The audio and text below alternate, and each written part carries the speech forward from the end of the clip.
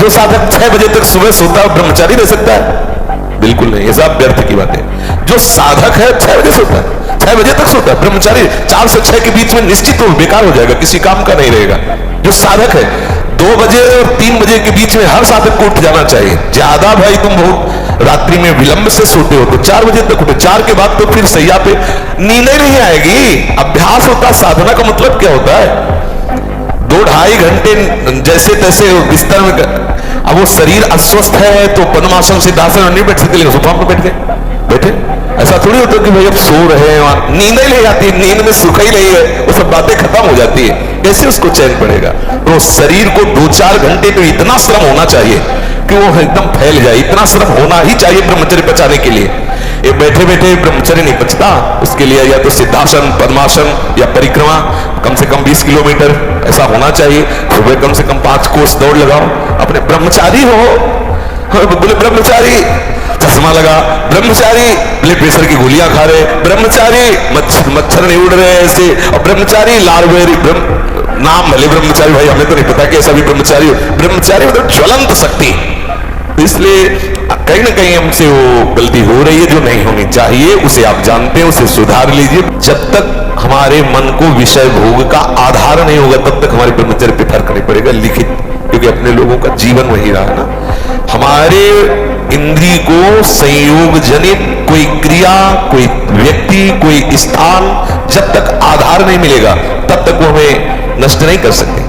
शरीर की रचना ऐसी है, चिंतन से इतनी आपके अंदर वो मनोवाह नाड़ी वो सक्रिय हो जाएगी कि वो आपकी शब्दन धातु को बाहर कर देगी। हम तभी भ्रष्ट होते हैं जब हम सहारा देते हैं उसको, काम का कोई न कोई आश्रय हम दे देते, तभी भ्रष्ट। चाहे वो कोई क्रिया हो, कोई व्यक्ति हो, कोई स्थान हो, इसे आप ढूंढ लीजिए। अगर आप उसके आश्रय नष्ट कर दिए तो स्फुरित होगा और खत्म हो जाएगा वो।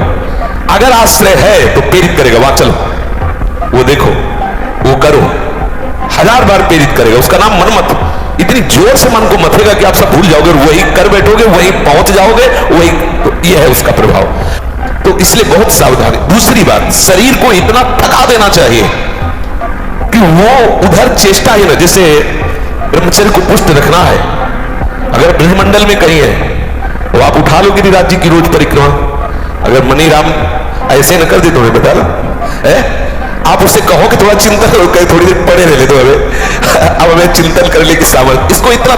इसीलिए जो साधु महात्मा जहां मान लो ऐसी सुविधा नहीं परिक्रमा की, तो आसनों पर, सिद्धासन में, पद्मासन में 4 घंटे 6, आप 20 मिनट बैठ के देखो, यहाँ की नसें टूटने लगेंगी और आपके भयंकर ऐसा नहीं दर्द होता, ऐसा लगता है कि बस उठो, बस उसी समय गंभीरता से मनीराम की डॉक्टरी हो रही उस समय, शांत अंदर से चिंतन करो, तप हो रहा है, मन निष्पाप हो रहा है। धीरे धीरे शून्यावस्था आई, 2 घंटे 4 घंटे 6 घंटे, मन जाएगा ही नहीं। मन जाने के लिए हम रास्ता रखते हैं तब।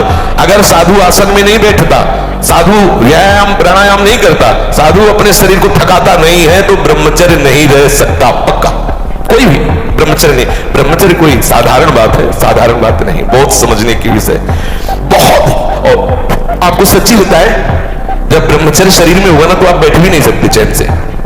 वो आपको इतना प्रेरित करेगा क्रियाओं में, आप जिस कार्य में लगेंगे सांगोपांग करेंगे। आपके ये जो ऐसे बैठे हो, लार बह रही है, ये सब ब्रह्मचर्य वो एक तेजोमयी ज्वलंत शक्ति है।